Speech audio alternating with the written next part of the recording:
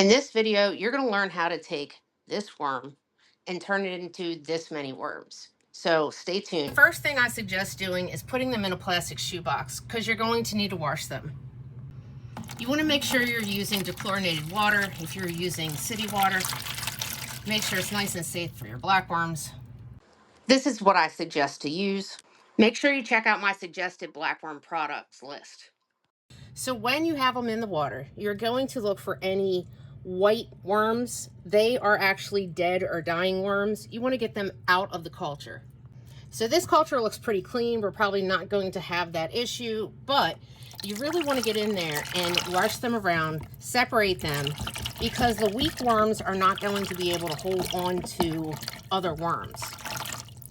So tilt your box to the side and just give it a couple seconds. If you notice, they'll start clumping at the bottom.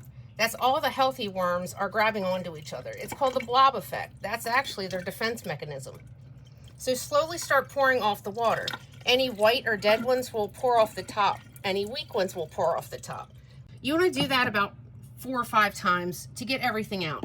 This is the stage where you can pick out the leeches. They will be stuck on the plastic. But I think I'm going to change your mind about leeches. Check out my other videos on the channel and you might change your mind about leeches also. Take an established filter and squeeze it into some established water from a tank.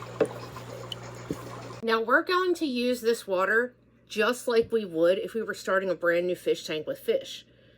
This is all your nitrifying bacteria.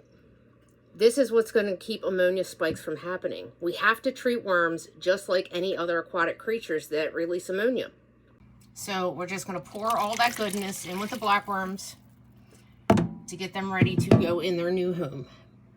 And guys, it wouldn't be the Blackworm Breeder Box Method without a Fluval breeder box. What started it all. So we're going to need one of them too. So when you first dump in your culture, this is how it's going to look like, and that's perfectly fine. Just give it a little bit for it to settle before you turn on the water.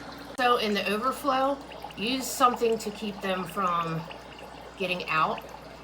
If the oxygen drops in this box, they will float to the surface and go right out. Okay, so here we got flow starting just a little bit. I mean, this is all you really need. It doesn't need to be anything crazy. Really, the most important part is to make sure that it breaks the surface and causes some rippling. It'll add extra oxygen to your box. And in no time, you're going to have a box that looks like this. So stay tuned. I'll be putting out a brand new video on how to do your first propagation too. Check out my page for more videos and all the products I used in this video. This is the Blackworm Breeder Box Method, the difference between keeping blackworms and propagating them.